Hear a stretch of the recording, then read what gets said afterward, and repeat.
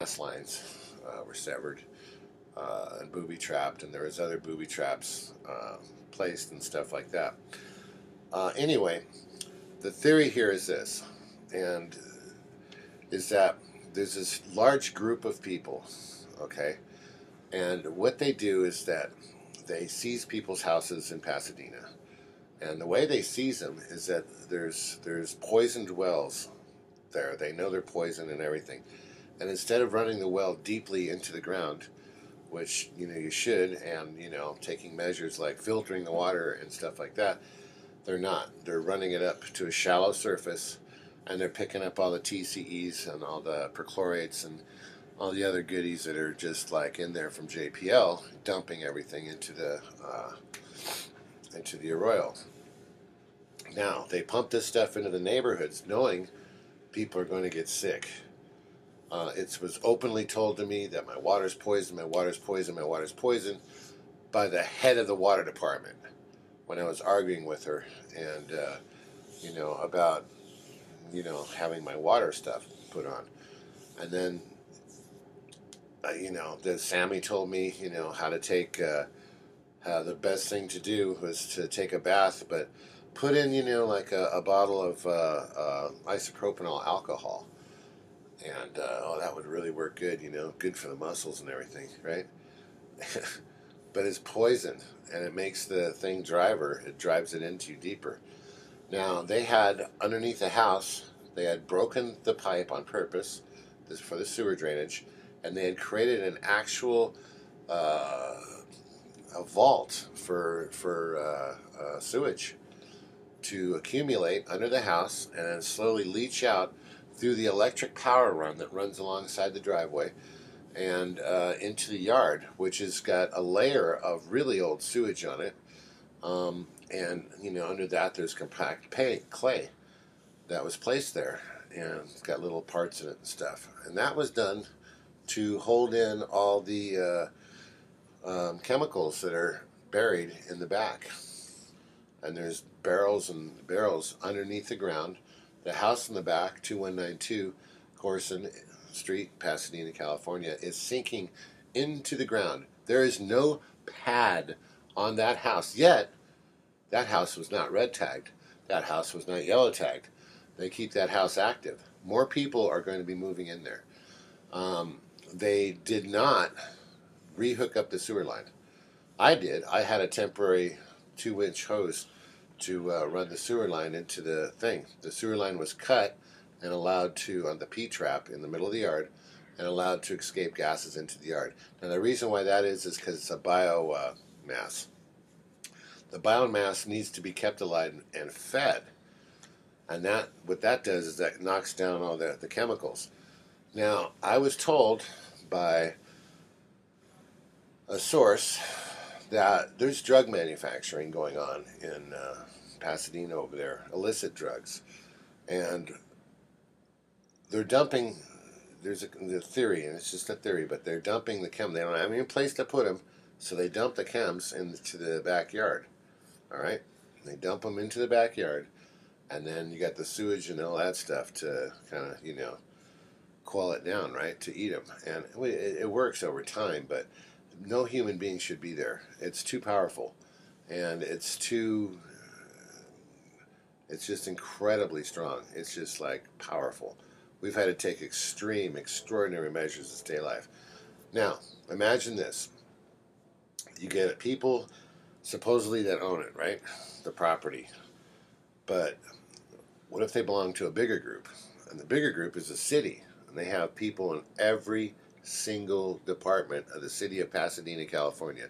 Every single department, including the clerk's office and including the judges, the magistrate, okay? They use a magistrate, not a judge. And all the way up and down, including the police department and everything. So they have formulated a method of taking people's properties, okay? Taking people's properties, making them sick, and taking them. For instance, Pasadena controls the entire health department. Everything. Nothing is counted. Nothing goes outside. They have jurisdiction on everything. You can't get to the records. Yet people get sick there, and especially the elderly or the the weak or whatever, they get sick. They go into a hospital, a nursing home, and their property gets seized after a month or two, because that's legal. They can legally seize their homes unless their homes are in a trust or something. And then you have head of occupancy, head of inspections. You got code compliance. They all come down and swoop down and say, "Oh, this place is no good," right? We're condemning it, right? These properties are then sold for 10 grand, and I got like lots of evidence of that.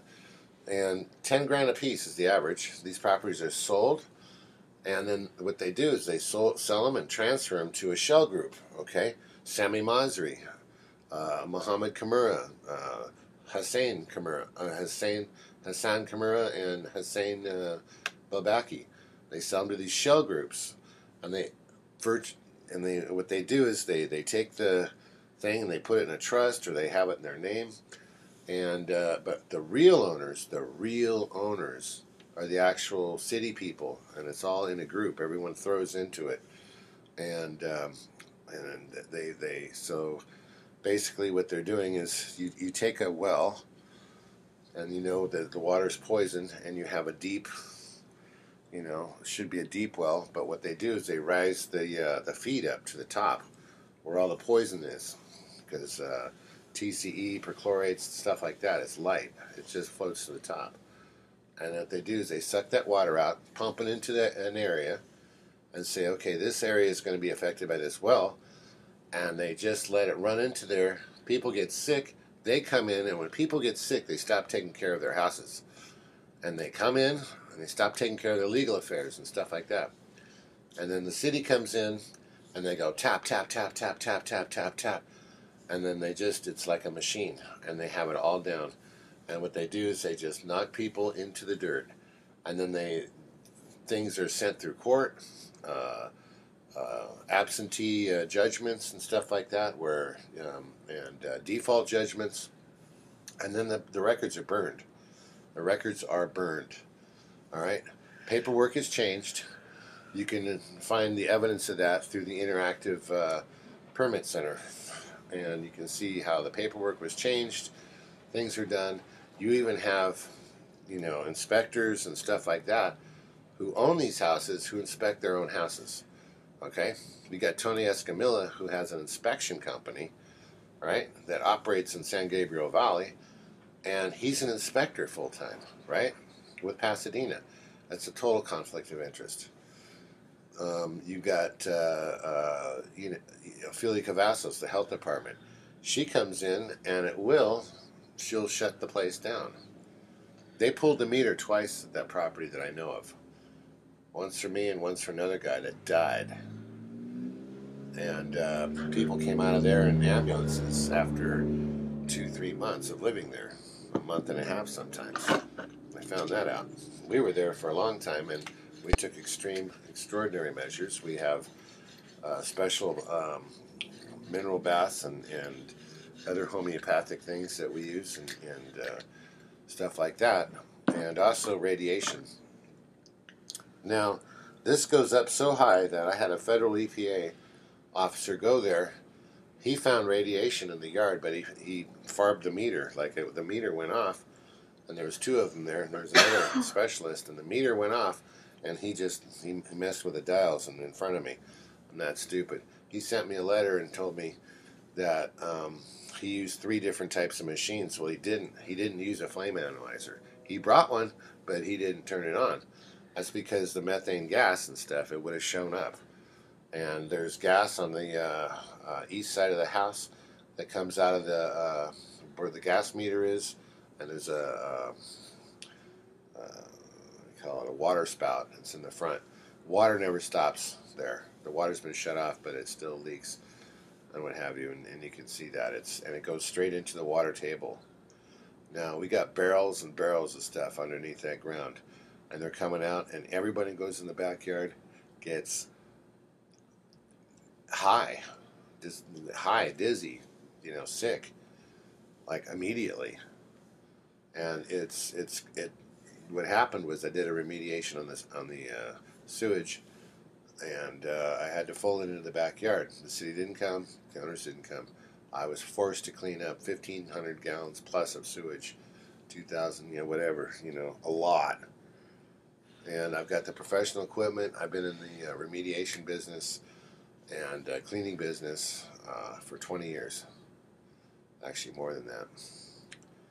And I was banned from touching any of my stuff for 3 months.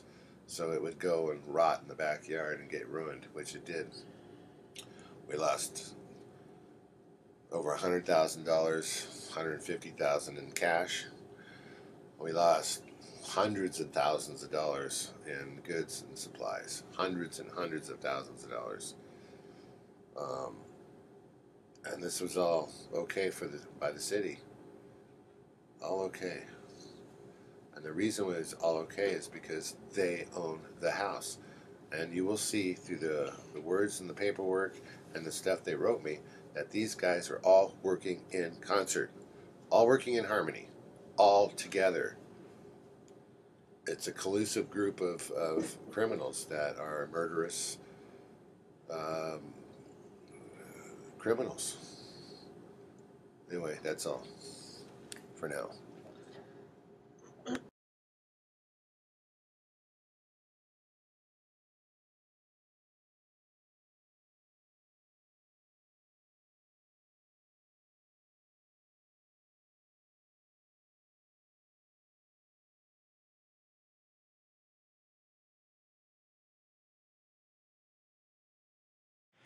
The problems that are likely to have occurred, or almost certainly to have occurred at Desert Area Army Reserve Center, first of all, there's an underground storage tank, which has never been investigated, yet it's on the maps on the city site. Other buildings on the site were a painting shop and an automobile maintenance facility and an automobile wash rack. In my experience on military facilities, every underground storage tank has leaked or had materials spilled around it. Every paint shop has had hazardous materials released, principally trichloroethylene, which is a carcinogen, and paint thinners such as toluene and ethylbenzene. The fuel in the fuel tank would have been leaded gasoline, so there's probably tetraethyl lead in the soil and groundwater.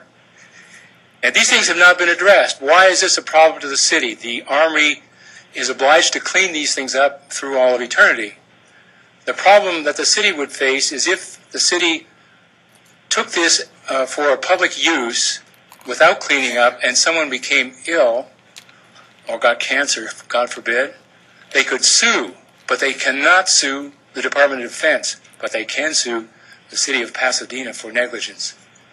The solution to this problem is quite simple. The hazardous materials group within the fire department needs merely to write a letter to either the Regional Water Quality Control Board or the Department of Toxic Substances Control